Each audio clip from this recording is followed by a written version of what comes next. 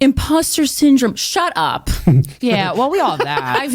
I've literally never cared about anything. I don't feel like I deserve this. Then move the fuck over because I need to get things done. I don't think I deserve this award. I'll take the Emmy. I don't even care whose name is on it. I'll just put it on my show.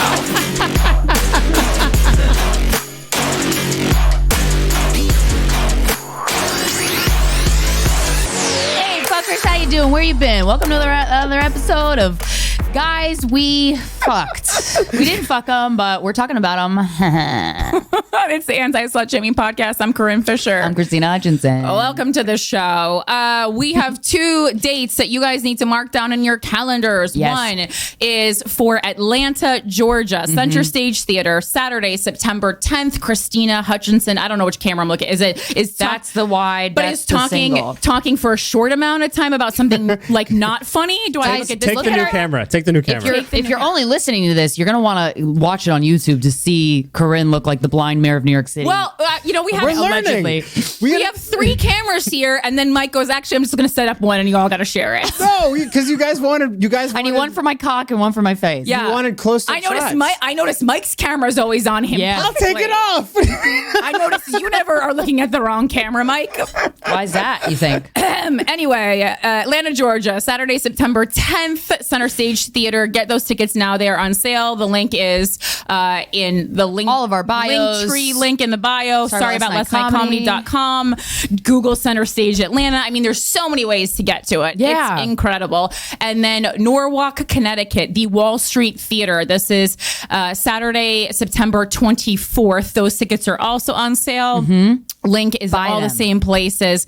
Buy them. And just for theaters, you got to buy them now. You can't wait till the weekend the way you can with a comedy club because it makes us look bad. It makes us look real bad. And it makes me anxious and gives me diarrhea. And I know you guys do that and like for comedy clubs and then like we always get there and it's all sold out and that's great. But like we can't do that with theaters. Shit my pants on the way there. Different thing. Yeah. So if you're going to come, do it. Buy the tickets now. Don't trigger my abandonment issues. Appreciate it. Love you. Thanks so much. I'm going to blame all my problems on you. Love you, audience. Okay. If you want to email us at sorryaboutlastnightshow at gmail.com.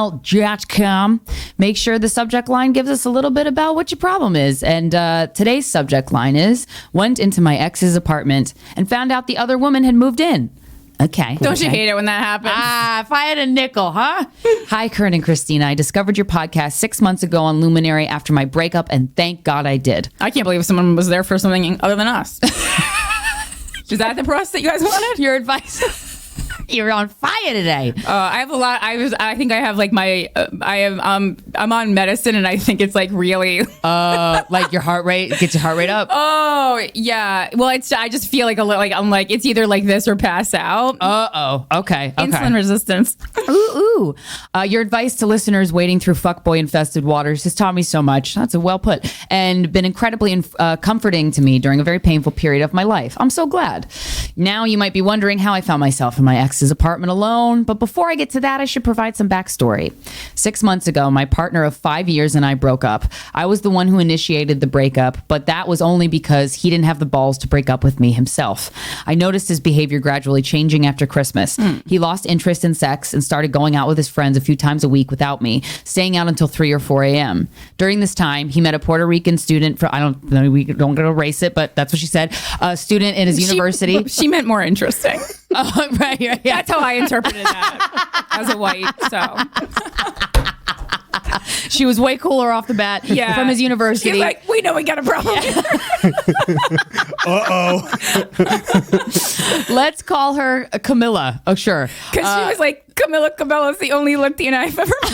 Who's also not Puerto Rican, I don't think. No. Yeah. Yeah, that's a... Yeah. I think she's Cuban. Oh, okay. Oh, okay. Yeah. She was just generalizing Latina. Yeah, but also Camilla was the name of the guy the girl that Prince Charles left Diana for, who was just, what the fuck? Why would you leave Princess Diana for that? But okay. You always cheat down. I heard that from a man on TikTok.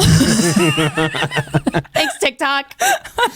And they started hanging out regularly. I wanted him to have his independence. Oh, fuck off, girl. No, you didn't. And I believe that men and women can be friends. No, they can't. However, it started to become a little weird that he would never invite me to go out with them. Ding, ding, ding. There you go. He didn't want you there. He was pulling an R. Kelly, just being an asshole right in front of your face. Yeah, shit. That's the way to do it, apparently. One weekday night, he and Camilla went to see a late night movie showing alone together. Yeah, they're just full on dating. And then went to a bar afterwards. They are boyfriend and girlfriend. I'm going on a date with Camilla, so see you later. This is fucking My ex and I had not had an intimate evening like that together in years. Oh, years, girl. What? A movie and a drinks? It's been years? Oh, no. Shit. I told him it hurt my feelings, and he assured me that they were just friends, and he would take me on a date the next night to make up for it. Skip to the next night when he asks if he can invite his friends on our date night. Wow. I say sure. Well, that's not good. This girl? The girl. His friend? The girl writing us says sure. And who does he invite? But Camilla and her couple friends. Oh, he is full on dating her in front of you. Oh, wow. Men are are they bold or dumb? Are they bold or dumb? I don't know. That's real bold. He's straight up dating this chick in front of you. Either that or it was his play to be like, I'm definitely not fucking her. If I was fucking her, why would I invite her out? Right. Really keep you guessing. Yeah. They take us to a very crowded karaoke bar. That was so he couldn't hear you.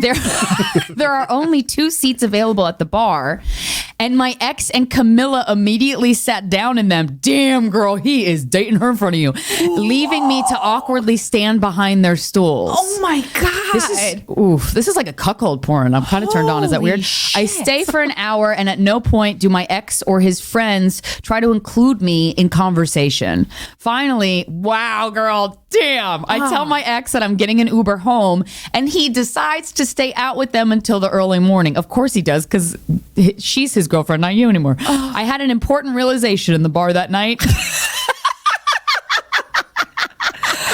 Of all the people looking at me from across the room, my partner of 5 years was not one of them.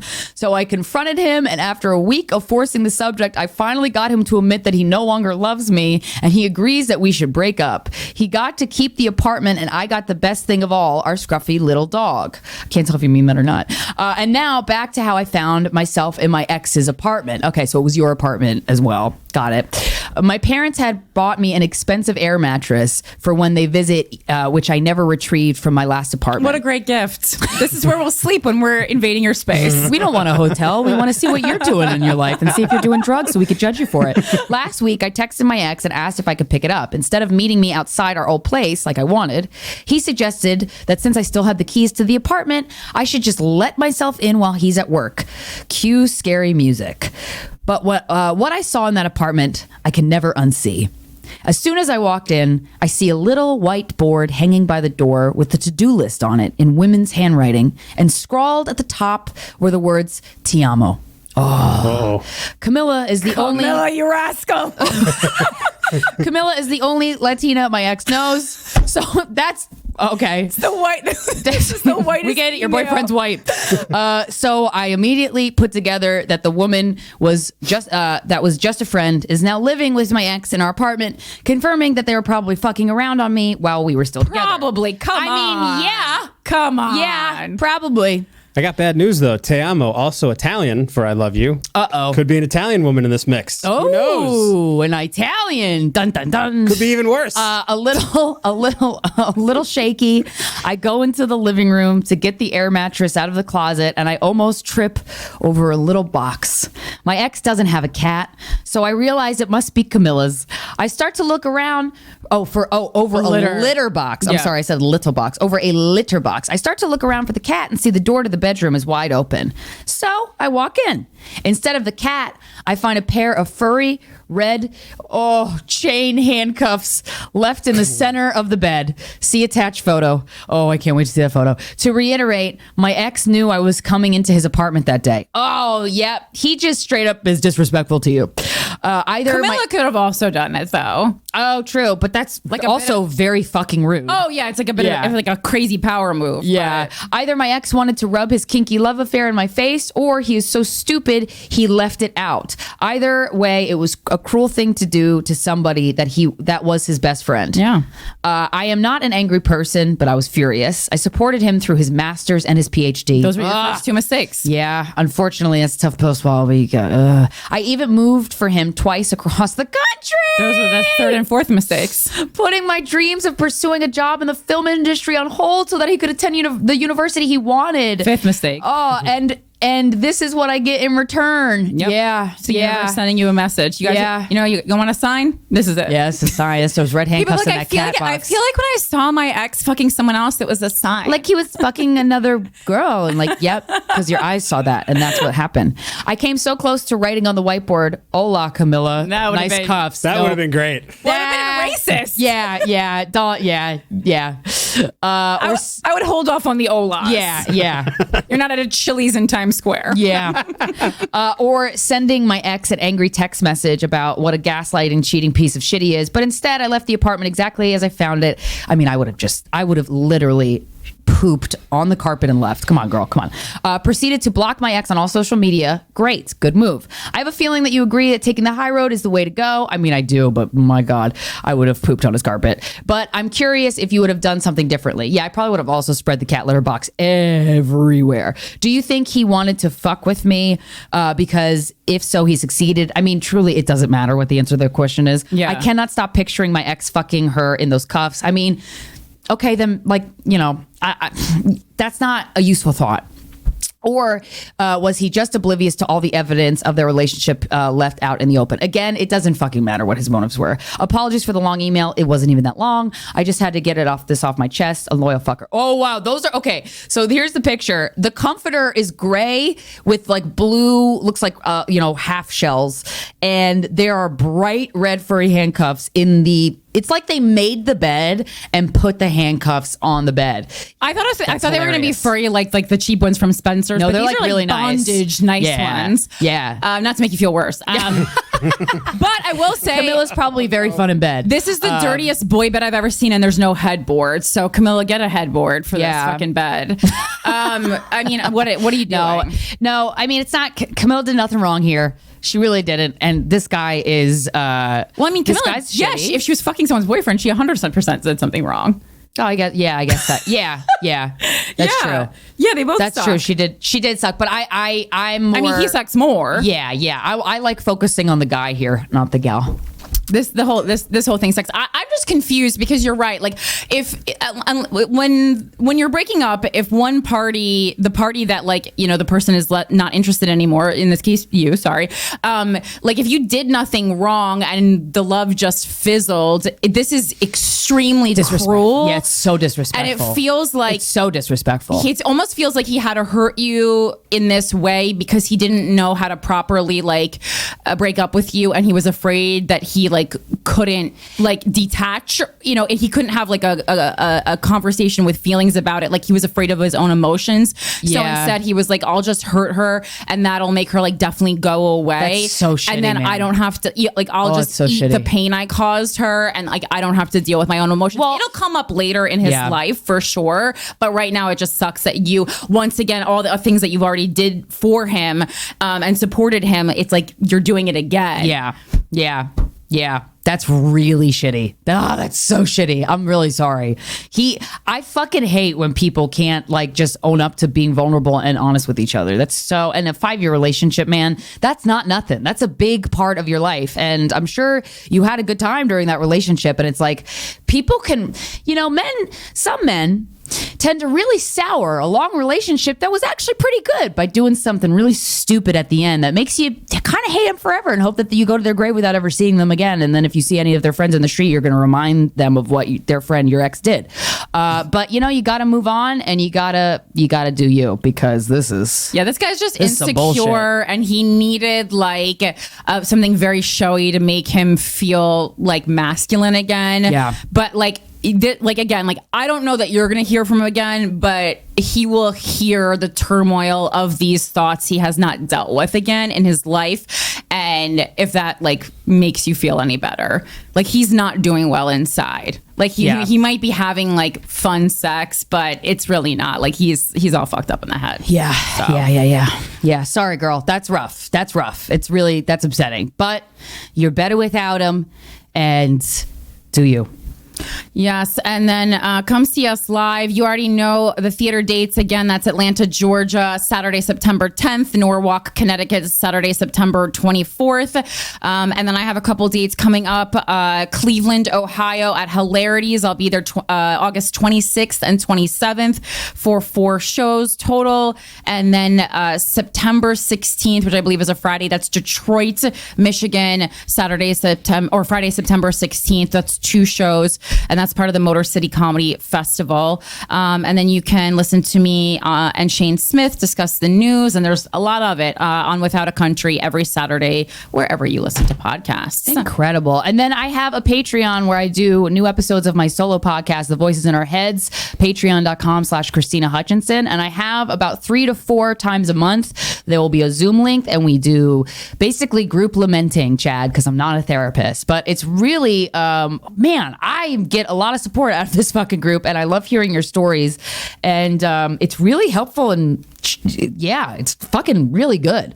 So if you want to join that, it's patreon.com/Krystyna Hutchinson. Make sure you follow us on all social media.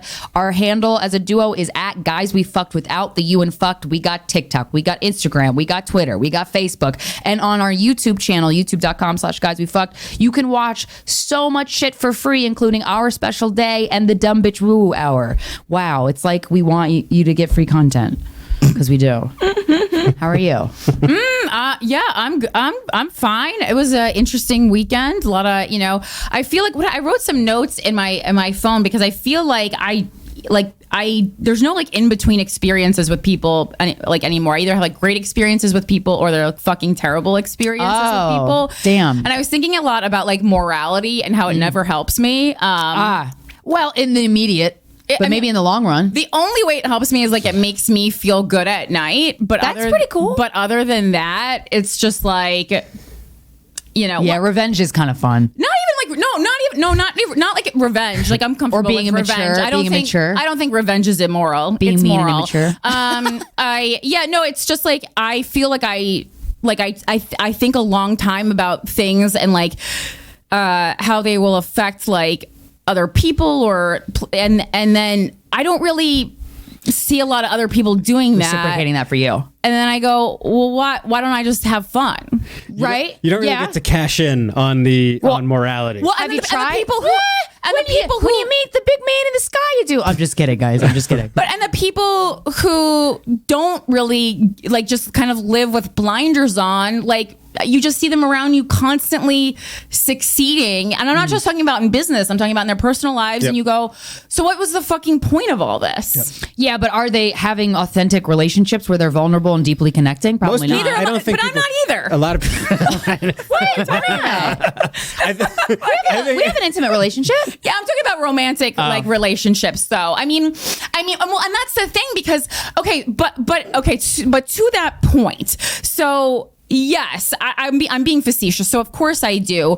But every time you have a vulnerable relationship like that, it ends up being with someone who like doesn't have morals. So then the vulnerability, you're like punished for it, and then you regret being. And then you find out through the relationship that regret being vulnerable. Yes. I mean the amount of people like.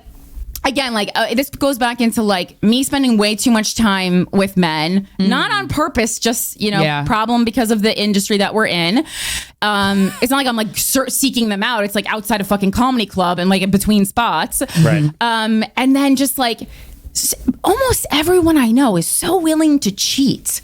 Yeah. Oh, yeah. That's upsetting. And it's like, that's upsetting. What? That's You upsetting mean to see. on I don't. a partner? Yes. Yeah, I don't see that as often as you because I don't hang. And maybe the guys when I'm hanging out with them, they just don't tell me that because they know that I'll be really fucking sad. And it bothers me more. And I was thinking about that too. It bothers me more that they do it openly in front of you. That I think people think I would be okay with that.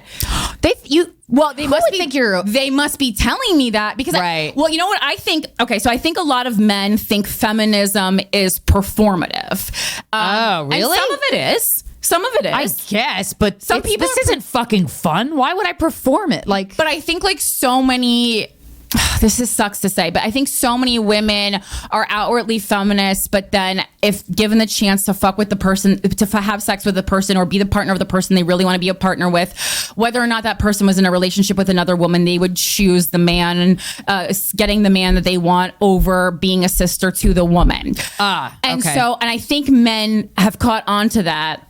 And so I think they basically try to call my bluff on feminism. yeah, okay, I see what you're saying, and that's also time specific to the guys you hang out with. Like male comedians are a specific breed. And then it's beyond comedians actually, but those were just like intertwining like things. But like, and then so every time I don't get what I want because it's more. I'm not going to fuck someone's boyfriend like the rest of them. I mean, it never stops. Literally every one of you guys. It's insane. I mean, sometimes after. And then what's the point? And then are you saying that boyfriends want to fuck you? Yeah, and then I also lose faith in humanity. If I was in why would a guy in a relationship come up to you, Corinne Fisher, and be like, "You want to fuck?" Like, I never go for that. Because I think because of my masculine energy, they think I'm like a guy's guy, and and because of the masculinity, and I gotta say, I think often masculinity is paired with less ethics. I mean, okay, so they think your confidence is a front. Statistically, men are less ethical than women. We know this. I guess so. There's a study. I mean, I would assume. Yes, there's a study that Corinne did her own study. Yeah, I did a study. I asked 5 guys. I looked around and I was like, yeah, by Lance. No, but I'm serious. I mean, I think there have been like pretty like if like those women are cursed with being more moral. I have to look into it more, but I'm like pretty sure there's like a slew of instances that they've done similar studies, or just like people who like men are like more willing to like get into violent situations. All that. Kind of stuff. And also like ethics. I mean, the book Woman Code, it talks about, and I've read it in other books too. Like men, just with their hormonal system and their communication hormones in between the left and right hemispheres of their brain, women incorporate their left and right hemispheres of their brain much more often. Men are more one track minded. Yeah. So when you're doing something immoral, the part of you that's like, wait a second, should we be doing this, is like offline. But you can fucking bring it online, so it's not an excuse. Yeah, and then again, and then morality also all these themes that I talk about a lot on the show, like personally, they all intertwine because then again it leads me back into like people see you how they want to see you anyway. Everyone thinks I'm like a fucking asshole. I'm like, I am an asshole, but you can be an asshole without being immoral. But you're like a really good person. Slut without being immoral. Yeah. And I go, so if everyone is going to think I am whoever they want to think I am anyway, which is negative. Right. Why don't I just do bad stuff? Yeah. But I never do bad stuff, and I should just always do bad stuff. Do you want to do bad stuff? No. Though? That's the thing. Yeah. I don't think you would like. But I also like, I literally never, I'm always like, I feel like I'm always. You're always like, the one that's the bigger cutting person. myself off, like withholding myself, and it's zero rewards. Yeah. Wait, what do you mean? My whole life. Give me an example of you withholding yourself. I didn't get a picture with Baby Spice. That's a core memory. I got to talk about that in therapy. Yeah, because you didn't want to be rude. All the time. You didn't want to be because they said put away your cameras, and I was following the rules and being respectful. Right. And everyone else got a picture with her after me. Yeah. So there's this fine line of like knowing in my life, knowing when it's okay to fudge it. You don't have to be respectful of the rules, and knowing when it's better to be respectful of the rules. And I was trying to be respectful of Emma because I'm sure, like I thought, I'm like, she must need to go, and it was. But at the end, making you didn't it get the take picture. longer, and that's like, so they needed to speed it up because she needed to go home, and I also, so it's too, because I wanted to be respectful to Emma because I know she didn't want to be there all night, and then also I wanted to make sure everyone behind me could meet her. Yeah, and I knew there was a cutoff to when she needed to leave the club. Right. I mean, there's certain things that I'm like, I didn't look at Jennifer Lawrence's leaked nudes because I was like, that's fucked up. While my boyfriend was like, I'm gonna look at them, and I'm like, I hate you. But that doesn't.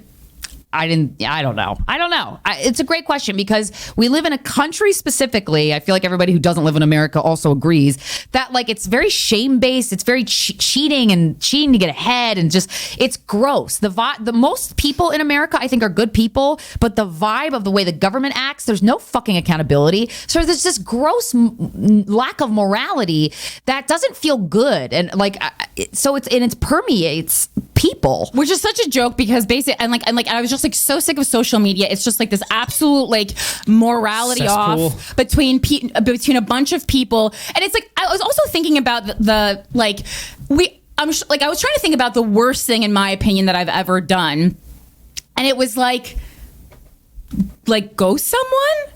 Yeah, that's the worst thing you ever done. I think so. I also told someone, going to heaven. I told someone their dog didn't like them.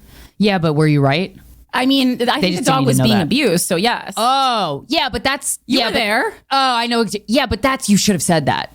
You should have fucking said that. I felt bad about that for years. Well, I feel bad about the dog getting treated badly. I feel like it was a cruel thing to say. No, but he threw up on the dog, and then the dog came to sit with me. So, and I pet the dog through the vomit. People blame you for the truth being cruel, and they instead of blaming themselves for their actions, they blame you for calling them out. But Corinne, you don't typically like call people out. I feel like in social situations. Not when they. Oh no.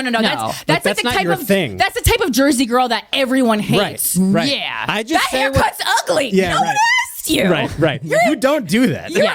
Mind your goddamn business, you bitch. It's not like you have this just like reputation for being like, God, Corinne told me that I have a muffin top today. What the fuck's going on? So you guys know that, but I think that's the way other people perceive me. Right.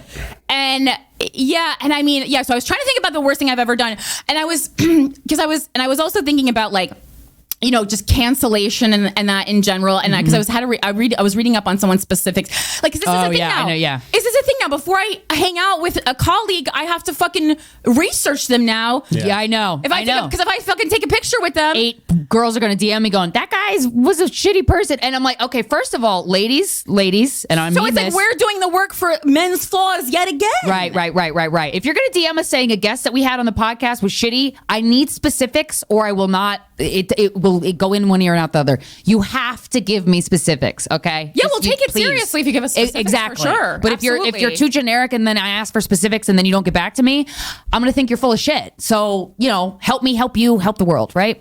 Anyway, it's not even, and I saw someone just like, I'm like sitting doing a fucking, thesis paper on these people. And then that led me to think about maybe this period that we have of cancellation is kind of just revealing that we are all flawed humans, and in our lifetime we will all do something reprehensible, which then led me to think about what's the most reprehensible thing I've ever done. I've done some reprehensible stuff, and I mean, I'm really trying to think about the things that I like feel bad for. So the ghosting, which I've addressed on the show, I feel like I heard that person again, but this time it was not my fault. I was literally reinforcing the boundaries he set, and he didn't like that. Oh, okay. Yeah. And then the dog thing. And then one time when I was a little kid, maybe like 6, my grandpa got like a growth in his brain and he was wearing an eye patch, and I feel like I didn't respond to it nicely, but I was like 6. I mean, yeah, but I wasn't mean. You were a child. I wasn't mean. I was just like, it doesn't count. I just didn't handle it like smooth. But but children are pure and sweet. No, it's not. But I'm trying to think of the things that I feel bad. Like I feel bad. Yeah, but that might, also reprehensible. Exactly, it's in the eye of the beholder, and that's a huge word. I've cheated on a partner before. Yeah. That's pretty shitty. I told him, but like, doesn't matter. I still did it. That was immoral.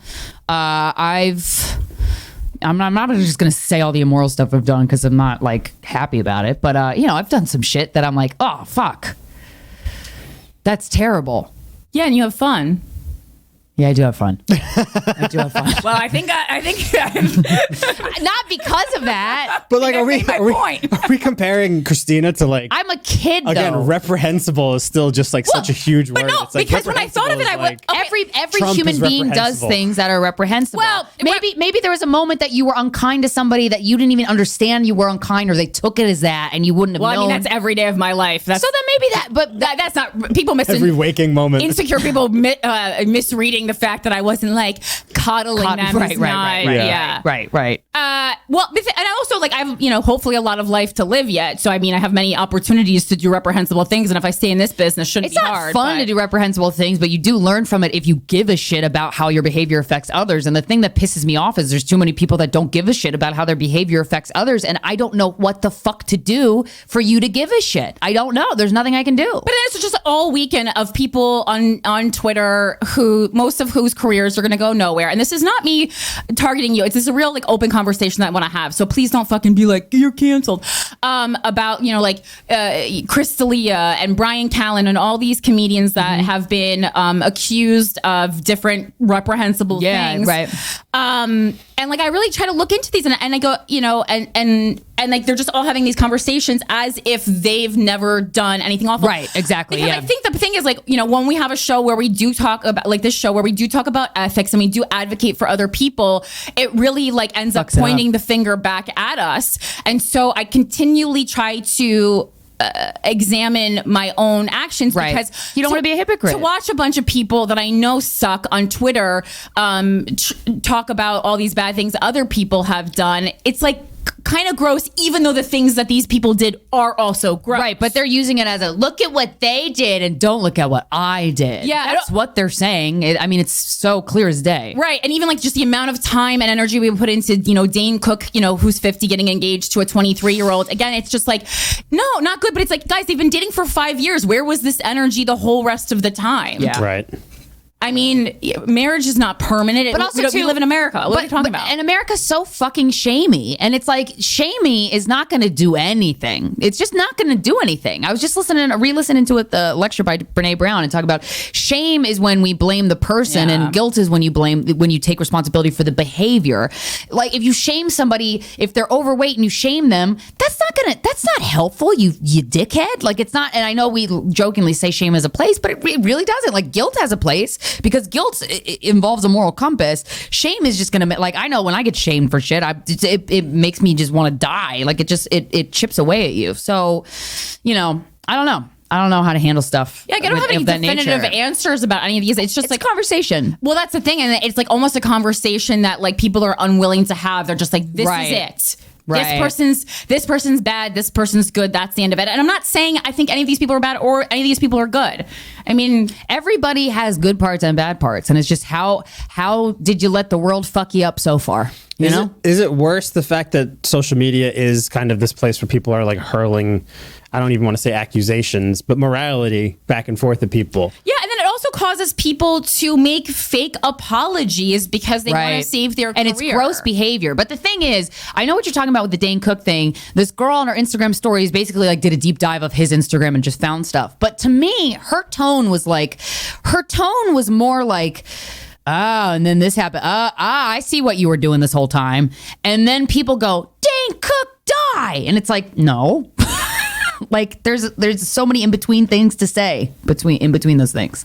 Yeah, and then it also goes back to this like long conversation I had on Without a Country about Krystyna, where it's like, was it skeezy that in every place he would go to, he would find the youngest legal person he could hit up? Yes, yeah. But then also it's like, okay, well, if don't laws exist to help keep people safe and deal with their own morality and like help them like navigate their own morality? And if not, and if that's separate, like laws, that's tricky. Well, that's the thing. Laws, especially in the United States, laws do not have anything to fucking do with morality. But I think some people interpret them as such, especially if you're a person who is not religious, because that's the secondary thing that they would use. And religion certainly has not been helpful mostly. Right. As far as morality. Talk about shame. My God. It's like if you, say, and then doing this show and learning that so many people grew up without really, parents to give them a moral structure. Yeah. Where is this moral structure coming from? Guys We Fcked. And how are we applying it and who is deciding what it is? I know. Well, we need examples of good behavior. We need more examples of good behavior.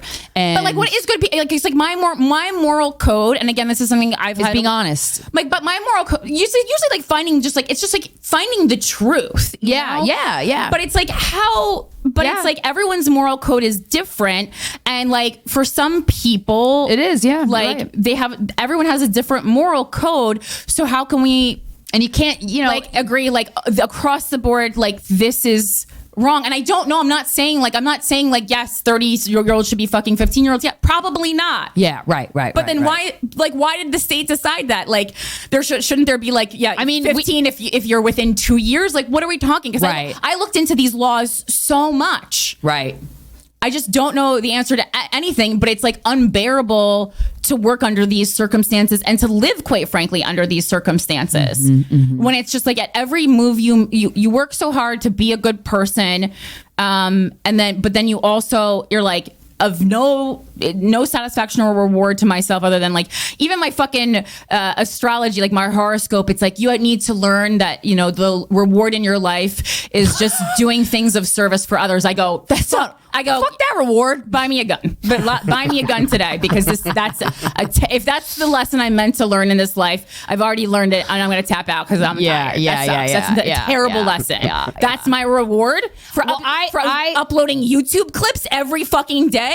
Just learning that life is its own. Fuck you. I say maybe take more time to be still in your life and to not dive into the internet or others like for a chunk of your day. And like to me, one of the reasons why I still can be happy, I have to fight for it, but like the first 2 hours of my day, I don't look at a phone, I don't look at a computer, I don't watch TV. I just like look at Kevin and I meditate and I just fucking take him out and I look at the grass and I treat myself like a baby. I'm like, ooh, what is this world? Oh, cool. And because it's too much. I think it's too easy to get wrapped up in all the things that can be so disappointing about what we display as humans, especially on the internet and social media, because all you're getting is your mask. That's not an intimate connection, and that's depressing. Yeah, but the thing is, like, I feel like I just care too much to like. It's like this is like So at the same time that it bothers me, it's also like I do feel like it's in some way that I haven't correctly interpreted yet. It is like my purpose or my place in life. Yeah. It's like who I am in the greater scheme of things. And then also, but then when I try to apply these same things to interpersonal relationships, it's worse actually. Really? Yes, because you're talking about just romantically? Not always, but sometimes. I mean, like, and then you're just like disappointed on a much more like hurtful level by people. Yeah. I don't know. You are a really good friend. Corinne, you can find yourself some moral people, quote unquote, to hang out with. It's not even that. I don't even care that they're moral, but it's also like now we live in a society where we're also responsible for the morality of the people that we break bread with. Right. And but you just have to go, I am not. So I go, I'm can't put that on me. It's not fair. Any friends. Right. And also, you just have to write that off. Yeah. Oh yeah. Our guest is here. Is here. Let me get I thought that was rolling. Sorry. I really went into like a full. No, that's okay. Can we pause? Yeah, and we'll just pause the intro and then we'll interview. Yeah.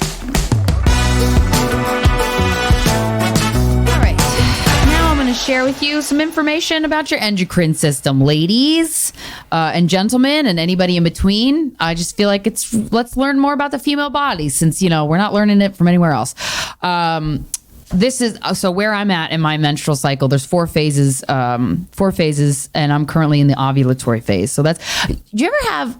So my trainer Talia tells me this a lot, and a couple other women that I know have told me when they're ovulating, like men just look at them on the street, like you just get more. And I do feel that. Have you ever felt that? I don't really feel a difference in my life due to my period in any way, except for like day one cramps. That's wow. That's like as far as my personality, my behavior, or how other people respond to me, zero difference. And I've actually like looked into it quite a lot. The only thing is like if I'm in a relationship, I've had guys tell me that like the week before my period, I'm a little like more cuddly. That's it. Aw. That's it. It's the only change though. Like I don't really have PMS or anything. Oh, that's amazing. That's incredible. Well, phase 2 is the ovulatory phase. And if you were wondering how long it lasts, it's 3 to 4 days. And again, this is from the book Woman Code, How to Perfect Your Cycle, Amplify Your Fertility, Supercharge Your Sex Drive, and Become a Power Source by Alyssa Vitti. This is a great book, but I've also had people DM me about people to follow on Instagram that are endocrinologists or doctors that are just making sure posting a lot of information about how to manage your blood sugar, because that helps manage your hormones. So get your information from wherever and keep sharing your sources with me. I'm really interested in checking out anybody that you have to recommend. So feel free to DM me. So the hormone focus during the ovulatory phase is a sharp rise in follicle stimulating hormone, followed by an increase in luteinizing hormone, also from the pituitary, stimulates one follicle to swell further and burst, releasing an egg into one of the fallopian tubes. That egg then travels to the uterus. Estrogen levels continue to increase, further thickening the uterine lining and supporting the growth of the immune system cells in the uterus. Testosterone quickly takes a quick surge and drops right around ovulation. Oh, okay, I wonder if that's, yeah, because I feel like more womanly when I ovulate. And I do notice that men like look at me different, and I walk differently. Like my hips move differently because I'm trying to get a baby in me. Body focus, vaginal discharge increases and is clear, wet, slippery, or stretchy on your day of peak fertility. As you move past the peak day, vaginal discharge dries. You may feel pelvic pain with the release of the egg, which I have felt before, as well as a surge of energy or a sense of depletion, along with cravings or a headache. Lifestyle focus, connecting with community is at the heart of this phase. Yeah, like getting on that dick. This is the time to have important conversations, whether it's with your spouse, your mom, not her, or your boss. If possible, hold off on having those conversations until this ovulatory phase, when your heightened communication skills will allow you to convey your thoughts and opinions more clearly, as well as to be more receptive to those of others. If you're planning to ask for a raise, do it during your ovulatory phase. Yeah, because your boss is going to be like, something about her. I like this paragraph because it's written like it's a tarot book. 100%. That's why I relate to this book, or that's why it resonates with me. This is also an ideal time to go on first dates, since your increased communication skills will make you that much more magnetic. Oh, I have a lot to say about that during the bonus episode. And since you're at your most fertile in this phase, chances are, studies tell us, you put in extra effort into looking good and feeling your best in an unconscious effort to attract a mate when ovulating. Food focus, you have plenty of energy and your mood is stable because of all the estrogen floating around. So go easy on the carbs and stick to lighter grains such as corn and quinoa. Still, you want to be sure your body is metabolizing and eliminating the surplus of estrogen efficiently. So fill up on veggies. The fiber aids elimination, and fruit. High levels of antioxidant glutathione support the first phase of detoxification in the liver. Exercise focus, when deciding which activities are best during this phase, keep two things in mind: high impact workout and group settings. Oh, that's interesting. Your energy levels are at their max, so you're primed to take on more strenuous exercise such as weightlifting, plyometrics, and running. Since communicating and connecting with others also feels great on these days, consider running with friends or a team, or taking swimming, dancing, or spinning classes. So yeah, ovulating. It's what's for dinner. And what's our guest for today is a stand-up comedian. What? I think you said, what's our guest for today? Yeah, what's our guest? Yeah, I'm good at transitions. She's a stand-up comedian, Brooklyn-based. You've seen her on The Late Show, and she's a recent vaginal explorer. We're going to hear all about it. Ladies and gentlemen, please welcome to the show, Carmen Lagala. We are here with comedian Carmen Lagala. So excited to have you. Wait, is this happening right now? Yeah. Oh, yeah. Oh, I thought you were like going. Imagine if we like rehearsed just after 8 years. We're like, we gotta oil this machine a little bit.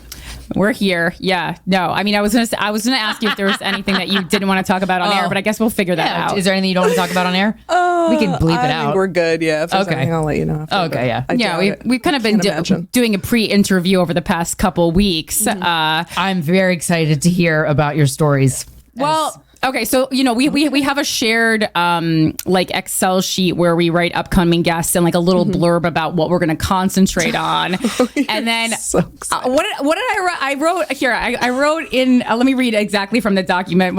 And this might be me pushing it a little bit. Well, my face must look different because my own Face ID didn't recognize me. And I wrote Carmen Lagala, just discovered she's a lesbian.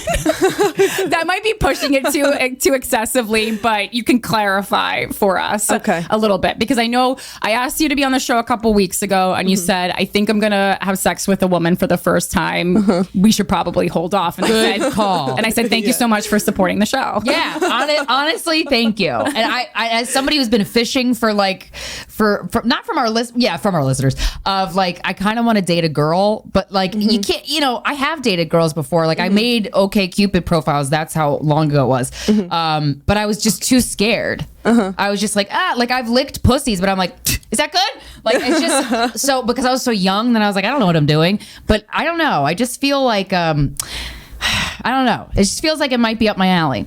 So I'm curious to hear about your experience. You're interested in like your like homosexual awakening, I suppose. Yeah. And is that accurate to say?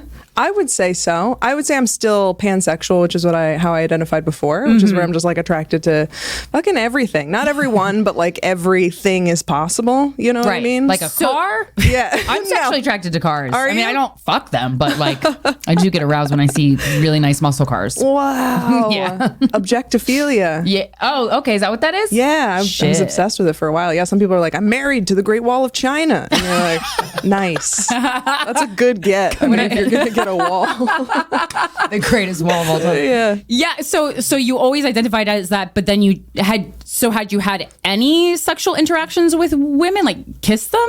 Yes, definitely. I mean, since first interaction with a woman was like when I was like 6, which is like a lot of, I think, people's first is like same friend. sex. Yeah, friend. Yeah. You're like, let's play a tickle game. Yeah, what's your butt feel like? Yeah.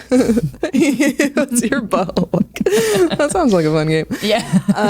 But then since then, like I've made out with women. Starting college, I had like a kind of a threesome, non-penetrative threesome with another woman and a guy, but it felt like it was like about him. Yeah. Which boring. And made out with a lot of women. Pansexual wasn't something I really identified until recently when I read about it, and I was like, oh yeah. What's the definition of it's any person, just trans, cis, male, woman? Yeah. Or, okay. Yeah. Got it. Yeah. Okay, so you've had like, but it doesn't include cars. That's separate. Yeah, no cars. Yeah, so you've dabbled in different, no animals. Yeah, man, just humans. I should probably clear this up when I talk about it on stage. If anyone is out there is like, I don't think fuck a goat. You know? Yeah, that's more of a man animal. That's bestiality. Yeah. I think people are pretty clear that that's a no for. I mean, for now. I think if women, any stories of women fucking animals, it's a horse, but they get fucked by the horse. Every now and then, it's like a Great Dane or a German Shepherd too. One of those big dogs. Yeah, I think it's usually like a woman putting something handsome. like a peanut butter on their pussy and like a dog situation. Which everyone's happy in that one. Yeah. Yeah, I was gonna say, no one really loses. I mean, it's very much frowned upon. But you read about it and you're like, There's a passage in a Chelsea Handler book where I believe she walks in and like her dog is licking peanut butter off some guy's balls, and she's like, "Get the fuck out of here!" Oh wow! I don't know. I like that. That's what I took from the entire work. I don't know. Just like it's ingrained in my brain. So you're a lesbian? Or like what? So what is this new kind of like layer of your sexuality that is you've managed to peel out? How did you get to finally having sex with a woman and the thought process behind that? Great question. Discoveries. I've always been curious, and I was never certain if I had the capability of being both romantically and sexually attracted to women. Sexually, I was like, I think for sure, but I wasn't sure. If you've never actually been gotten off by a woman or gotten a woman off, you're like, I don't know. And then romantically again, I was like, who knows? Maybe just sexually, and then I'll never have feelings for them. Like I get DMs from women sometimes, and none of them are really appealing to me. I was like, I don't know. The way you go about it, there's like a certain je ne sais quoi. You have to like finesse. There's certain messages I get, and I'm like, okay, I see you. And then other people, I'm like, I don't know. No. I'm gonna go over here. Scary. No. Yeah. Some of them are really aggressive, and you're like, okay. Yeah. I already get this from men, so I don't need it from a lady. But let's see. So I did Ashley Gavin's show. It's like a very we're having lesbian sex. We're having gay sex. Or gay sex. Yeah. Yeah, she has like a weekly show, packs it out with a lot of like queer women for the most part, and just like everything is there, but like a lot of queer women. And yeah, I got a DM from a woman like a couple days later, and it was like just a really nice DM. I don't remember what it said, but it was just like a nice, like, I don't know, it was nice. And then I checked out her profile and I was like, this is the hottest woman ever. This is such a hot woman. I'm so attracted to her. Wait, did anything in the message was it like sexual or romantic, or was it just complimentary? It was complimentary. So and there's nothing in her bio that makes it seem like she's into women necessarily. There's nothing that doesn't. It was like a very like, so I kind of played it back like, oh, thank you so much, and you're like, okay. Which is kind of like, fun. Like if her profile picture was like, you're like, all right. Yeah. Oh, I love a game, and I love like a long play. Yeah. And like is it or isn't it thing. Yeah. So that did build into it a lot. Yeah, I think that did actually help a lot. That's part of seduction if you think about it. Yeah. Like, and a lot of men miss that opportunity, I think, in straight interactions where a guy just goes right to the thing, and it's like, no, seduce me, motherfucker. Come on. Yes. Everyone wants to be seduced. Yes. Always. Every time. Yeah. Yeah. So so that sounds like she like properly seduced you. How did you? Yes. And that is kind of her game. I found out later, as it like built. I was like, I she knows what she's doing. Yeah. She's still like a very sweet, nice person, but she does have some like game. Yeah. Well, I feel like you have to. Yeah. Because this was like a little argument I was getting into with Shane Smith recently, and he was like, I'm just exactly how I am. And I was like, no, you're fucking not. Well, then you're being ridiculous. Because like there needs to be like I hate the word like tactic, but like there is gameplay and tactic in a relationship, and that doesn't mean there has to be like malintent or manipulation. Right. It's just like it makes people interested. No one likes anything that's too easy. Yeah, guys basically too accessible. Here's my dick. Yeah. You want it? And you're like, no. That's not fun, because it makes you think that they do that to everyone. Not all men, Mike. We make hashtag not all men. Broad statements in front of Mike all the time. Yeah, and then we ignore him when he's like this, like he raises his hand. And we're like, is someone talking? Do you hear anything? I kind of did that too, Mike. I don't know if we're allowed to talk about this. We actually got a little 411 before you walked in, but we didn't know if you wanted to talk about it. I'm amazed that you want to talk about it, but yes, if you want. Look how fast he grabbed that microphone. Wow, that mic was ready. Oh my Lord. He had it ready. All I'll say is that when I had heard that this was what was the what you guys were going to be talking about today, I was surprised, given it was a crush to his own ego. Not a crush to my ego, but just kind of like, I don't know. Carmen, by all means, go ahead. Well, I did like the move that men usually do. So I had been fucking this guy in like an open way, like casual, with no communication for like 10 months. Yeah. And it was going well. And then like, it just wasn't. It just kind of fell apart. No communication. It just didn't work. So I was like completely crushed by that. And then like, within like the next Because you thought it was going to be more? Okay. I mean, 10 months is a long time to commit without any like clarification. Yeah. Okay. Yeah. So and it was complicated and whatnot, but it was so it didn't work out. And then within the month, I'm a very horny sexual person, and when I was getting regular good sex for a long time, and then when that stops, I'm just like, what is life? That sucks. And you have nothing like lined up or anything. And I don't know. I think we like commented on each other's stories or something. And then I was like, oh, I know Mike has flirted with me kind of before. Like there's like an energy there. I was like, I'm just gonna, and I like just kind of went for it, didn't I? Well, yeah. So you were like, I need clarity, and I was like, I want to fuck you right now. That's good. That's great communication. That's great communication. Both your parts. We were like flirting, and then I had kind of asked you out that day, and I was like, hey, I don't know, like. Because I didn't know if you were seeing somebody. Mr. You want to go get some spaghetti? I'm sure I could look. No, I think I just said something like, hey, Carmen, like I know that we're like friends, because Carmen and I like played basketball together sometimes. He loves telling us about the basketball. We just have like we're like pals. We have like an interesting, but we have flirted a lot. And I think it was just kind of a more direct, like, hey, I don't know if you're interested. Yeah. And then you had said that you don't date comics anymore. And then I said, well, I'm not a comedian Perfect. anymore. I'm not. Nice. And it was kind of just like, all right, like I think that we just like left it that, and then later on that night, Carmen was kind of like, you know what? Now, but I think when women know, when women want to fuck, Like for me, I don't know how like, but once I know I cross that threshold of I want to fuck you, it's on. Right. Like go. Yeah. But then that night was when you hit me up, and there was a reason that I couldn't. But I think you're a I think pussy? it was this. I literally think you were like, I have to get up you're early right. in the morning You to know, like produce the podcast. And I was like, I was like, this. goal. Do No, not use hold on. our podcast, Mike. Goal. This is what I wanted. This is what I What is wanted. your middle name? To stop from pleasuring a No, woman. I Call was- in sick. Yeah. It was the you bonus don't show up. It was the bonus. asshole. No, it was the bonus episode. I had to get it done. So for even tomorrow. less important. We're not. That's we're right. kidding. We're Carmen's kidding. right. It was the bonus episode, and I had to get it done for deadline. Otherwise, it wasn't going to come out in time. And I was Yeah. But I also felt because Carmen and I have like, I like Carmen. Like, it's He an acts like interesting we enough start this at relationship. 8 in the morning. That's what it No. Our One meeting time, time. I was Our like, should be no, like it's 12 or No. 1, Our Carmen. call time today was 12:45. It's not call time. It was deadline because I had to get Luminary the mix. But I also So now didn't- we're blaming an actual corporation. No, but all right. In my defense, part of it was that like I have a lot of respect for Carmen as a peer and a friend and stuff too. And it's Yawn. not. I was no, it's not yawn. No, I wanted to be disrespected that night. Right. That's why I'm saying yawn. She wanted you to dump your cum fucking inside choke her me and and fucking fill me up, leave. daddy. My concern was I didn't want to feel like I was like squeezing Carmen in. But like, that's what an she appointment. wanted to feel. I Yeah. know, but I felt it just Your dick squeezed into her, and you just said, "Nope, know. I gotta work." This I know. is every fantasy I had about how this would play out.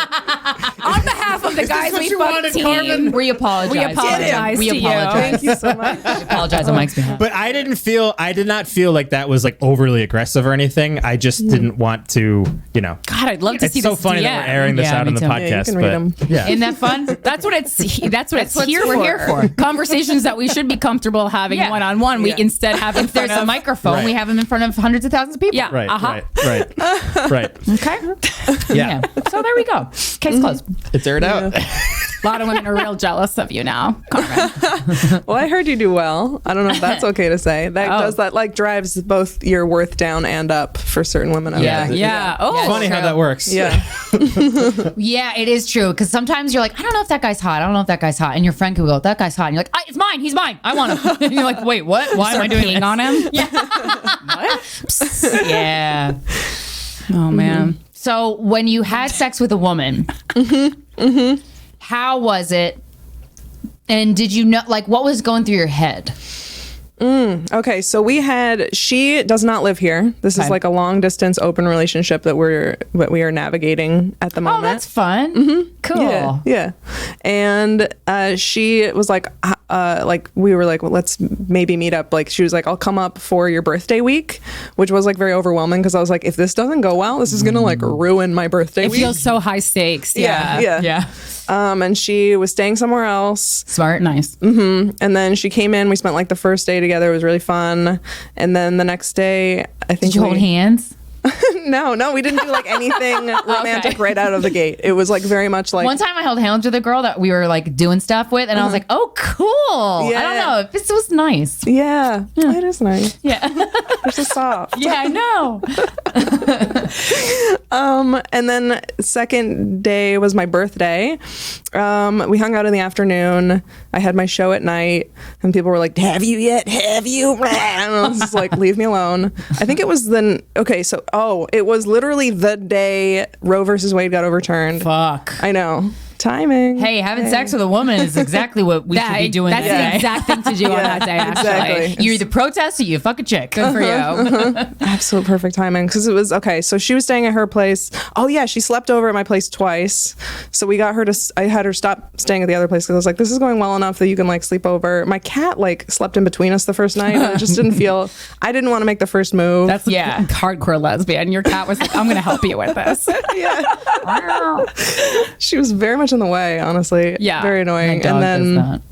I think second night we slept in the same bed. I slept naked, and nothing happened still. Oh, that's fun. Yeah. Going slow is so fun and so underrated. It really did like Just- build it. Yeah. So wait, you were naked, but she wasn't naked? No, she sleeps in pajamas. I sleep naked as is. So, yeah. Right. So But that's so titillating. And like, and you didn't, and it's Oh, nice yeah. that you didn't have to. It sounds like you had like an unspoken language with that, and like, okay, I'm gonna sleep naked, and then we'll see how this feels. And yeah. then I think it was literally I was like, oh, it's pretty hot in here. She was like, take off your clothes, and I was like, mm-hmm. Bingo. Yeah.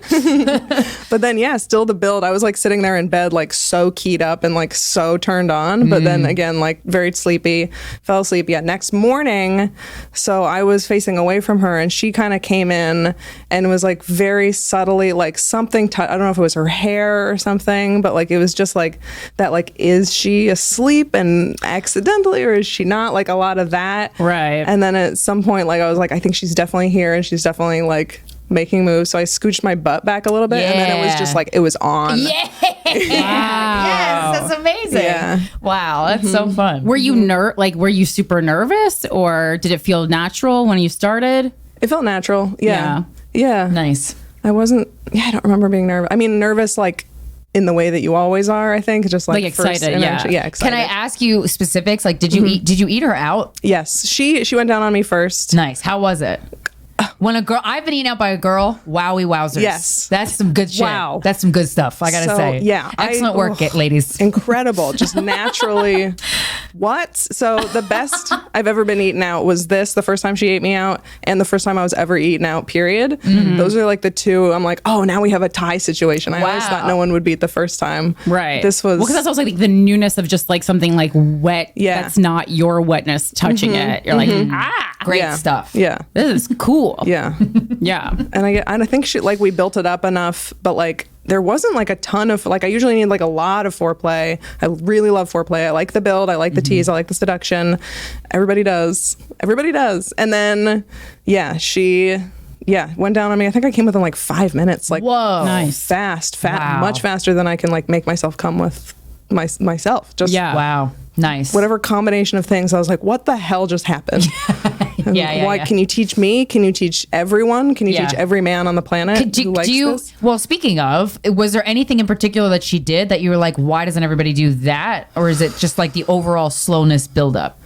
Oh man, I mean that, and then I don't know what she was doing. Like I literally asked afterwards. I was like, "What was that?" The mechanics, yeah. Yeah. Well, I think also she had, it's like the delicate nature Yeah. of like a woman's tongue versus a man's tongue. Yeah. She just, I think you just intuitively know what is going to feel good. Yeah. She's just like, I just do what I think would feel good on me. I think she had like a series of 4 moves that kind of like built. And then the last one was just like fast tongue. Yeah. But not too hard, like not hard. Just quick. Man. So was it question, was sounds it great. all direct, were all 4 moves directly on the clit or were some around the area? Oh, and good then question. because Yeah, I great feel like if you do all direct clit, sometimes it can desensitize it. Yeah. No, it was, mostly around it. Yeah. Or like Mostly around it and then built up and then the ending on. last move. Okay. Yeah. I think, man, but I like blacked out. I mean, I can't, like, I'm like, I don't. That's great. I remember being like, this is amazing. I wish I had like the playbook or like a film, like a camera on it or something so I could know. Cause then I went down on her and I am brand new to this, obviously. Yeah. Thank goodness I like really enjoyed it, but it was, it's like fucking hard. I was like, I don't know. I couldn't move my tongue like that. I found out that like immediately. I was like, okay. Yeah, you don't find out, I guess, until you try, and you're like, oh, okay. Yeah. Oh, I got to do exercises or something. I gotta lift guess. weights. Yeah. Well, because there's nothing else that you do in like life, even like licking an ice pop or something is not fast. No. I guess, if it's melting, not even that. I guess, but even then, sometimes like you're moving the ice cream cone, like because you're not moving the clit against your tongue. You have to move your tongue on the clit. I'm trying to figure out. I'm like I don't know how I would go about doing it. You just feel it. I think it's not something you plan. I think I personally got anxious about like what's it going to be like, what, and it's like, Christy, you just fucking relax and you're in the moment. Yeah. That's it. You just have to enjoy, the whole process. And I was like, I'm looking up videos and stuff like after she left, and she was like, it's fine. Like you can just enjoy the whole process of figuring it out, which I'm like, It seems like a good idea. One tip that anybody could use with anything sexual is going slow. Yes. Yeah. Building it up. Oh, I love, all the different parts you can touch on the way just to get them like to that point where they're like, please fuck me. Please put your tongue on my clit now. That's what you want. Yeah. You need to get to that point, and then it's just going to be awesome. If you're really good at foreplay, I mean, I've had people who are like so good at foreplay that even like the actual, I'm talking about men here, the actual like sex was like a little underwhelming in comparison, but I still overall remember it as a positive sexual experience. Yes. Yeah. Because the other stuff that he did was so good. Yes. Yeah. Did you make her come? I think so. Yeah. She certainly, went through the motion. Then afterwards, I was Yeah. like, man, I get this. I can't ask. Like, You couldn't? You didn't feel comfortable? No, being like, did you fake an orgasm for No. somebody that I just? Oh, well, for sometimes the I ask, first like, time? sometimes because I don't Yeah. know what coming sounds like for a new person. Right. Even if they like me to sound, I still feel comfortable saying. And I've had people ask me, and I wasn't like insulted or anything. Yeah.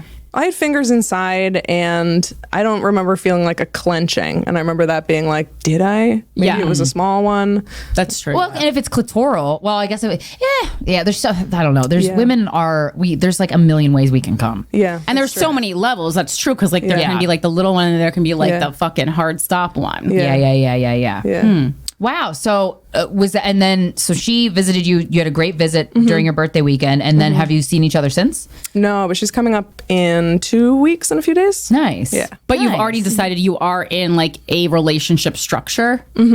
Yeah, of some sort. Yeah. What was the conversation like? Oh man, I don't know. We do like FaceTime. I was kind of pushing, I think, even more than she was. I think we were both like, okay, we definitely both like vibed really well. She was like, she was very much like, I really, really like you. I really like spending this time with you.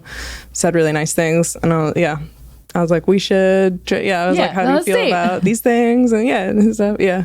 Nice. So I don't even know if she's defined it yet, but in my mind, I'm like, we are in Something. an open long distance relationship. Okay. I think she would also say the same. When we've definitely been communicating a ton about it, but there's just so much groundwork to lay during that conversation. I mean, it's been like 10 hours of conversation on that alone, and it's like we still Wow. haven't really like cracked the surface of it. So would you like introduce her to people as your girlfriend?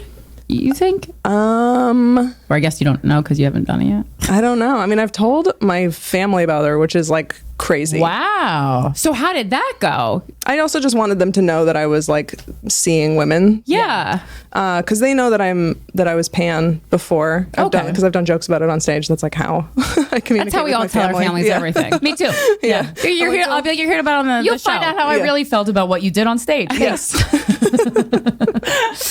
The most healthy way. Yeah, I agree. Yeah. And what was their response? Was it surprising at all, or? No, I mean they've been waiting. I think for a long. I think they thought that I was a lesbian like a long time ago. Oh, okay. I was a real like jock for a while. I wore like sports bras for a long time.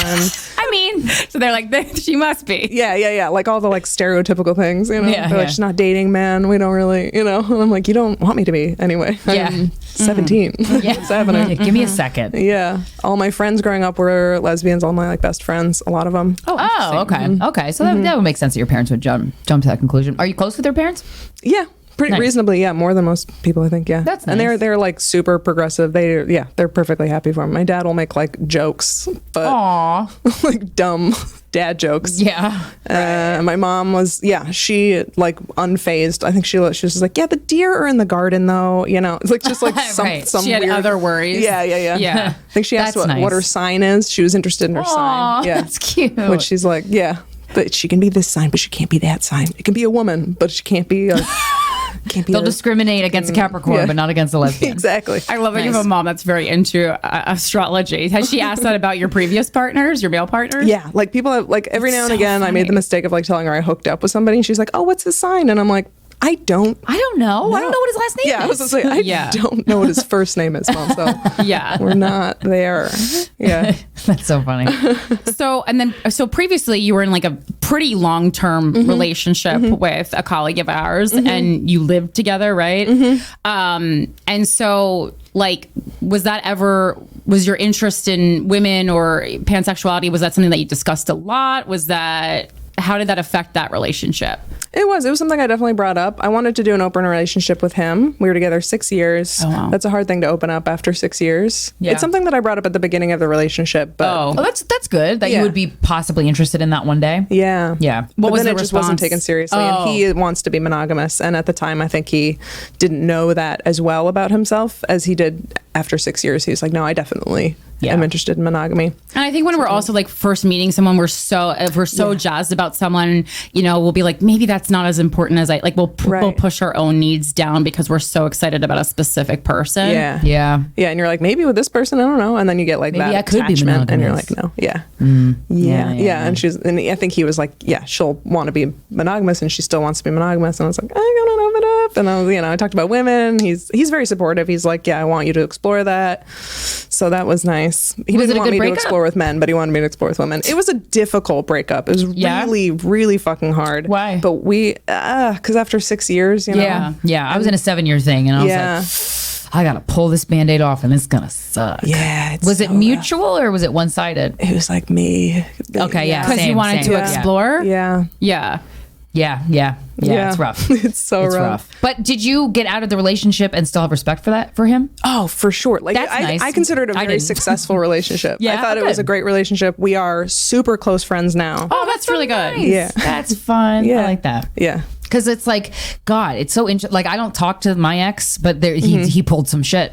So he like did things that I'm like, I just can't talk to you again. Like you ruined yourself for me. Sorry. Yeah. But it's weird that you can, you live together with somebody and you're so close and you know every inch of them physically and emotionally. That is such a deep intimacy. And then nothing. And you're like, what the fuck? What a mind fuck that is. Yeah. But that's good that you guys are still close. That's nice to have that link still. What do you feel like is the most important stuff you took from that 6-year relationship? I was blessed before in my life. I can think of the good word. Grateful. There it is. Yeah. You could say blessed. Best thing I took from it? Yeah. Or like more like in any like important things. So I feel like you're in a relationship that like that was your longest relationship, I'm guessing, right? Yeah. Just that can be relationships and that can be life. You can just be with somebody for a period of time. It doesn't have to end, and you don't have to be like, this was a failure. You can be like, that was a really nice time in my life. I enjoyed that. Yeah, I love this person. But yeah, people can keep growing and changing. Relationships don't have to be like, let's try to do this forever. Yeah, you can kind of be okay with it being like, I'm going to have a 6-year, and then I have a 2-year, then I have a 12-year, then I have a 1-year. Yeah. It can all be great in different ways, and everybody's growing and changing the whole time. Yeah. Sometimes I'll get flashes of like, just like, oh, I think this is how my life's going to pan out. Like just really brief flashes. And it always happens. It always, ever since I was a kid. And one of them a couple years ago, I was like, I think I'm just going to be falling in and out of love with people like throughout my life. Like that cyclical nature of like meeting people. I'm like, that kind of sounds nice. Because then you get to experience a lot of people. Yeah. And that beginning part of the relationship is the best part of the relationship. So good. And that does not last. Yeah, unfortunately. How long did it last? My ex of 7 years, I think our honeymoon period lasted for 2 years. Yeah, I would say same. We were fucking obsessed with each other. Well, I was obsessed with him, and then he was obsessed with me, and then we were obsessed with each other at the same time, which was great. Yeah. And then we faded, but like it was a long honeymoon. Yeah. I think I had a long one as well. Nice. Yeah, I think the longer the honeymoon, maybe I don't know. The longer the more longevity you would have, because that kind of energy can carry you through. Or you just tap out the moment it fizzles even the slightest bit. Yeah, or you can do that. So I'm like, oh, I love a 2-year relationship. That's good. That's You're good. in, Though. yeah, out. That's a good chunk. Yeah. I can't. When it starts like feeling monotonous, like I can't. Yeah. I just can't deal with it anymore, because then it's just like some weird person that's always around. I don't like it at all. How did you like living with somebody?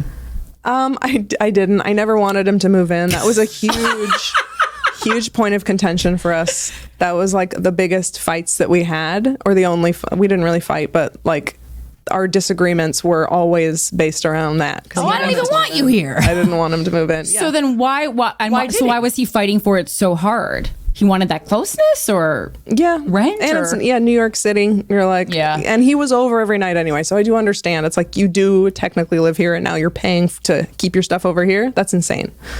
But something about having like another spot, especially if you're like, well, it's in Astoria. Now when we have shows in Astoria, we sleep there. Yeah. I think that's wise. I think it's wise to live apart. I loved living with my ex of 7. Like I loved it, but we were so codependent that I'm like, I think maybe that's why I loved it.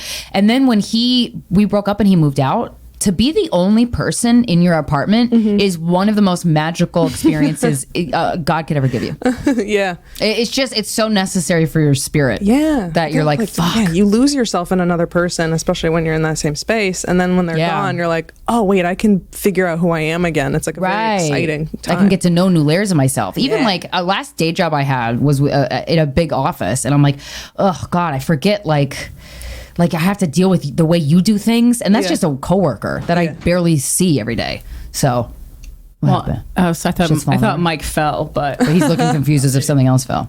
Yeah, well, the thing is, it's like what bothers me is like having to share a bedroom specifically because, you know, since you're a little kid, your bedroom is so sacred. It's your place where you go, you hide. It's like kind of like that is your apartment. That's the only space you have if you're lucky enough to not share it with brothers and sisters, is that's the space that you have on your own. And like, to me, there's something so that like breaks my heart about shared heterosexual bedrooms because that you could tell they agreed on an aesthetic and the aesthetic is nothing. Generic as shit. It's nothing. Blank walls. My bedroom is like so girly. Like there's like Spice Girls candles and like, you know, and just like, you know, a tarot card blanket, all the kinds of things that I would want in my room. And like, I have no intention on ever changing that. So like if a guy wants to sleep with Spice Girls candles surrounding him, cool, but like we're not putting like not a putting your Star Transformers on the Wars shelf fucking picture in here. Or worse yet, like just whitewashing it and then hanging a picture of a bird or like the ocean. It's always something. or Marilyn Monroe. Yeah, just some nothing all the time. So how was it a constant nagging feeling having that you had to like give in to him living there, yeah, and it was like after. I think we moved in after like 4.5 or 5 years, like just like a period of time that like is much longer than most people. Yeah. Oh, yeah. Yeah. So it was a long time, and it was the pandemic, so it kind of made sense, right, with that. So that kind of fell into place. And actually, it was nice to have someone for the pandemic and to save a lot of rent during that time. Yeah. So there were a lot of upsides to it. Where would you get irritated? Like in what areas would you get irritated? I think it was like a general like irritation that wasn't so specific as it was like a sense of like, losing myself, losing my sleep pattern to somebody else's sleep pattern. Don't you like to sleep like 10 hours a night? That's like a weird fact that I remember about you. You like need a lot of sleep, you told me once. I need so much sleep.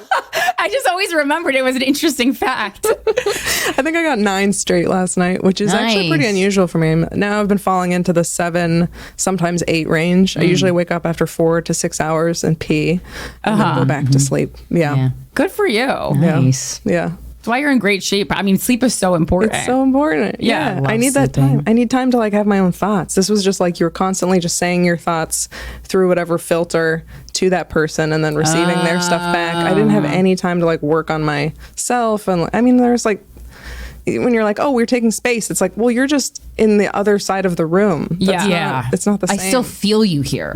Your energy is still here. I can't even like leave the house for very long and have it be, because then it's like, well, what time are you coming back? And you know. Yeah, and then when you want dinner, you have to ask him if he wants dinner, and you're like, oh god, this is annoying.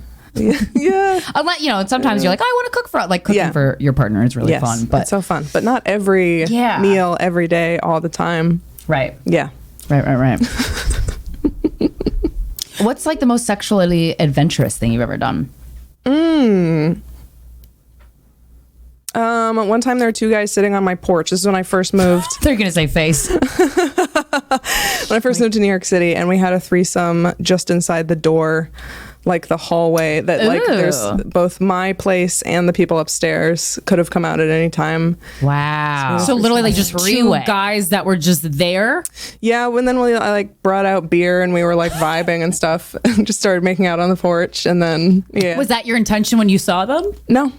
I mean, nice. I don't know. There was like an energy, but it wasn't, Well, 'cause it's I a wasn't bold like, I'm going to have a threesome with these guys. It's like, it's pretty rare for 2 guys to be comfortable enough. Yeah. To be, but I was like, afterwards, I was like, you've done this before. And they were like, yeah. And I was like, that's why it vibed and it was. Did they seduce you? A little bit. Yeah. See, gentlemen, do you see, gentlemen? Do you understand, guys? If you know how to fucking seduce a woman, anything is possible. That's like they're like the porch dweller boys. That's like, I think one of them was like the nephew of somebody upstairs or something like that. So funny. Like what a weird approach. What an interesting little tag team game they got going. Yeah. I don't think they had the intention either. They were just like, really? Oh, come out and sit if you want to. So I came back out and had beer. They weren't like weird about it. Yeah. And there was just like one started making out with me and then the other one. And I was like, oh. Wow. Yeah. I had one 3-way. I had a couple 3-ways with 2 guys and one of them happened naturally. And it's so fun to watch unfold because one lays down to your right and you're like, oh, hey. And then when the other one lays down, you're like, oh, hey. And it's like the best day ever. You're the belle of the ball. That's the best. Did they make out with each other or were they straight? Or no. Okay. Yeah.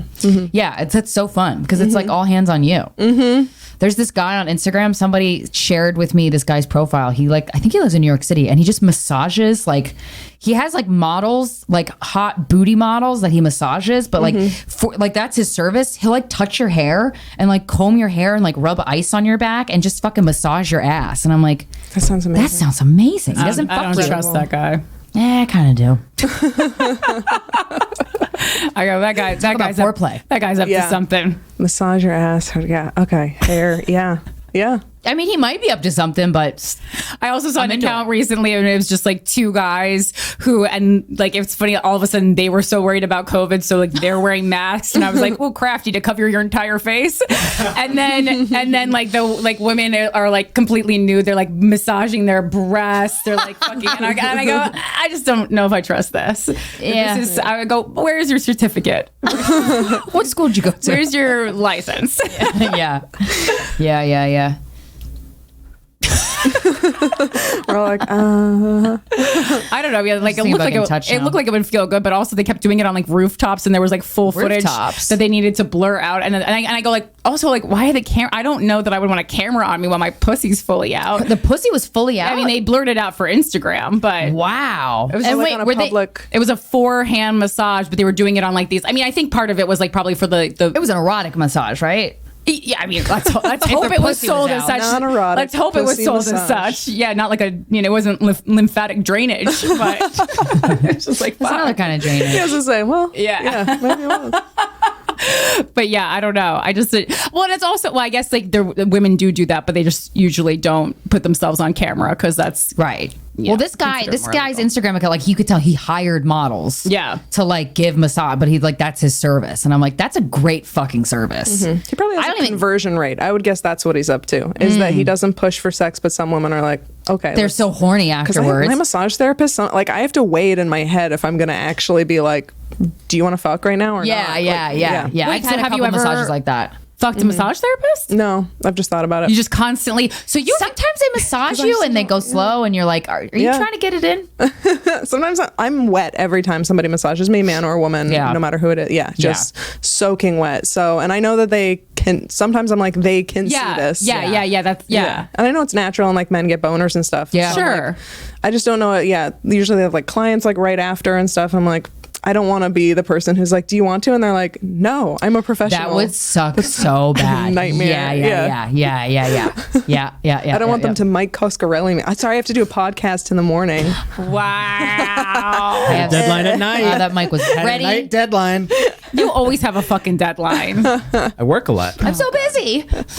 Oh my God. Well, yeah, I'm trying to think what, yeah. I've never once thought about fucking my massage therapist. Can I ask Carmen a question? Mm-hmm. I guess so. So that day when the day that this whole thing went down between us, you had mentioned that you were using Field. Which is an app that I've heard a lot about from people that I know are very freaky. Us? Yeah, you're welcome. From your job, Michael. Well, yeah. You work here. From your job that has publicized Field the on size Guys We of your Fcked. penis, so that hundreds of thousands of women all over the Mike U.S. Coscarelli. and internationally know. I feel like Field is not a typical dating app. No, it's for 3-ways. Well, but were you exclusively Kinkier looking for shit. 3-ways, or you were just looking for kinky shit when you were? I know this is at a time when you were at your possibly most horny. Yeah, and that was tough because I won't just fuck anybody. I found out I have, and it's been really bad. Yeah. So now I don't. Why was it bad? That you found out Yeah, you have to find out the hardest way. Yeah. by fucking someone you're not that interested in. Well, sometimes you're like, maybe if I just rip the Band-Aid off, I'll enjoy it. But then when you don't, you're like, okay, nope. Never gonna do that again. I've done that with people, and sometimes it's worked out. Oh. What did you not like about it when you tried it? Worked out for me. Well, it's men. I don't know if it's different with women, but with men, they don't care if you live or die, and that really comes through in the sex. Right. Yeah, they're like, I don't care if you're wet. I just want to put this in and get off, and then have you get the fuck out of my house. Right. And you're like, Right. I want to set you on fire. Yeah. And I feel more lonely than before I arrived. And I hope you fucking die. I hope you get hit by a car. That type of selfishness. Oh my God, it's mind numbing. And it doesn't even occur to them. They're like, this is normal. It's normal for you to not come and for me to come. Yep. And then if you say anything, they're like, What's your problem? Really? Because I was like, that's the thing. I was like, I just always say something. I'll just be like, I'm not leaving till I come. TikTok, so motherfucker. I can't come. If they're that kind of person, my body like shuts down and it's like, kill this person or get out. Like, you have two choices. I can't. I just use them the way they use me. That's no problem. I go, you have a finger and it's not moving right now. Yeah. So whack that finger over inside me. I go, I don't care what you use. I don't care if you get a spatula from the kitchen, but something's going to make me come right now. And it's not going to be me because I made a trip. What would you say is like the most abhorrent interaction you've had with a guy in that type of situation? Like what was the play-by-play? Like jackrabbiter, and then he's just like, so you're gonna go? Or like what? Like how? Which the one that sticks out in your brain? Like how did it go? I was super drunk. I felt like seducing an idiot. I was just in the mood for it. Yeah, sometimes it's fun. Yeah, I was mad at somebody else that I actually wanted to fuck. So Spite I was like, is powerful, my friend. I could fucking fall in love with someone if it's out of spite. And I have. Hey, Darren. Yeah, we ended up having a great relationship, but I'm like, I'm gonna fuck you because your bandmate cheated on me. Ooh, so, yeah. Oh, I've had a lot of those. Yeah, you can manifest it. Yeah, like I'm like, oh, this is your best friend. You know what you did he's to me? my boyfriend now. Yeah, so see ya. I've done that so many times. Me too. It's great. It's so great. Yeah. Oh, sorry, Sean. No, they weren't good people, you know? No, so it's like, whatever. Mm-hmm. So and men, like sometimes, I mean, I know the answer is not like to stoop to the level of men, but sometimes I'm like, I do enjoy kind of diving into my own sexuality or exploring my own sexuality from like, as I witness straight guys dive into theirs. Like, and this is something I've been talking about on the show for so long. I haven't done it yet, but I'm gonna do it. I feel it. But I want to like sign up for OnlyFans, like a guy's OnlyFans, and I want to watch him jerk off, and I want to like tell him to jerk off, and I don't know, whatever our options are. But I'm like, I want to be horny like a guy because I used to be, but I didn't like. I don't know. I kind of kept it to myself, not on the show, but in terms of like how I interacted, like how I got mine. Yeah. So I don't know. And you don't think you have that now? I'm diving back into it. I feel like I was just like sad for a while, and my horniness got really repressed. So now it's like kind of coming back again. Yeah. Yeah. You just have to think about it all the time and just like read books. And, Yeah. If you're horny all the time as you seem to be, but you're not fucking comics anymore. I mean, aren't you just horny all the time at shows? I don't even know. I barely like men as a sex anymore, and I'm horny all the time around them. Yeah. It's so annoying. And I'm not even like an overly horny person, honestly. Just fight it off or say I masturbate no. a lot. I masturbate a lot. How often? Before I came here, I was almost late. Yeah, I've done that. I was like, they'll understand. Yeah, of course. Yeah. Yeah, we would always understand if someone was late we would. because of sex. If it involves, getting theirs. I care about our subscribers, our luminary subscribers. So do we, Mike. Don't blame it on them. They've given us enough. I can't believe how They're this very turned on me. I can. I mean, follow the dynamic of the show. It's pretty predictable. Be in the room, Mike. Come on. What do you use toys? Do you use do you have like a go-to routine? I do have a go-to toy. Usually I get horny when I'm exercising. A lot of times I'm exercising in my room. So like in between sets or whenever it strikes, I'll just go for it again. I have like one of those clitoral suction ones. Oh, yeah. It has become a little bit of a problem because that one is like, it's quick and efficient. And is it noisy? it says that it's whisper quiet, but once it gets the it feels suction like a and ventilator. it makes the sounds, then It's it's like a CPAP machine. and I'm like, well, everyone, Those literally sound like a CPAP machine. Yeah. There's no privacy when you use that. If someone else lives with you, they know what you're doing. And I leave mine in the bathroom after I wash it sometimes on accident, so my roommates know what's up. Do you have female, male roommates? 2 male, yeah. They don't. They just kind of know about you. They're just like, it's just Carmen being Carmen. Yeah. That's great. So how, do you think it's easier for you to live with male roommates or female roommates and not get horny? I don't get horny with my male roommates. One of them's like a friend that I produce shows with. He has a family upstate, so he doesn't really, he's not there very often. He's there a couple times a week. And then the other one is usually in his room. We get along. He is attractive, but there's never been any like... No vibe. Yeah.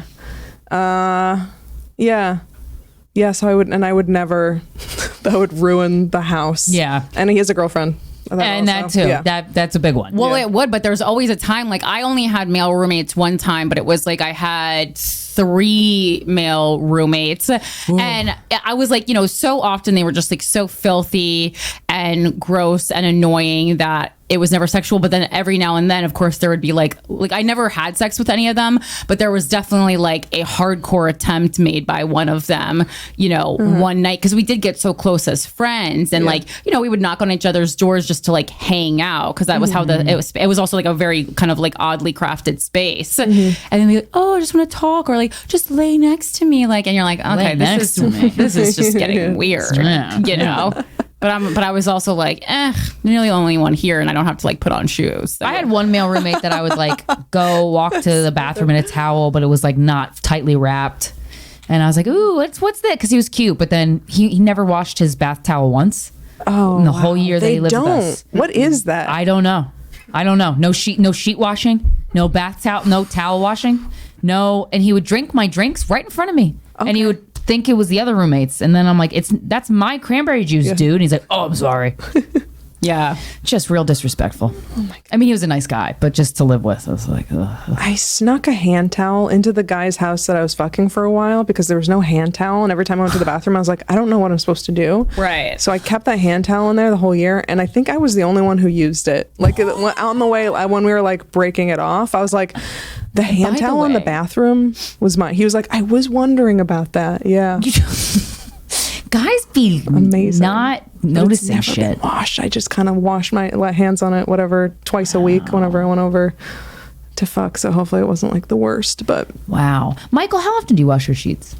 Usually once a week. Okay, that's sometimes I let it slip an extra week depending on how crazy it gets, but I never go more than. Oh, I'm probably the dirtiest one here. I'll do like a month. Me too. Yeah, okay. No. Yeah. I was not. My dog sleeps with me. I was like, a week. What are we living? Oh, are you a hotel? Is this the Hilton? It's just like, and it's always crazy to me to hear you guys talk about men and how disgusting they are. Yeah, to me, you're not one of them. Like, yeah, you're very neat and very clean and tidy. Yeah, I'm like pretty unorganized for a woman. I'm not dirty though, but I'm pretty like just like I'm messy. But it's crazy because like so to hear you guys talk about your experiences with men, and like Carmen specifically, like meeting these guys off the apps, He's they just want to they just want to like fuck you and leave and everything. I anytime I really hear men complain about like not being able to get laid or meet a woman or whatever, you can just trace it right back to the root that every woman seems to have the same complaints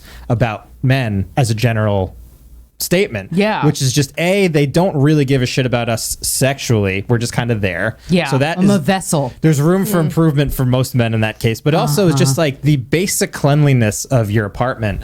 Like it blows my mind that there are single guys that are inviting women over that haven't cleaned their sheets, don't have clean towels, don't have like hand towels in the bathroom. Or I don't really understand it just from the perspective of a single person. Because you guys as single people, you have all that shit, right? Yeah, well, I just think it seems to me the last guy I dated was pretty clean, but like every guy before that wasn't. But I'm like, I just don't think they think about it. Like it just doesn't even cross their mind. But maybe it's a part of the fact that some men just haven't lived with women in the past. And they did live with the woman that they did live with. Their mom did everything for them, so that they were like, well, I guess nothing's gonna get done now. Yes, but if you want to make a woman comfortable in like the place that you live, like you need to have amenities.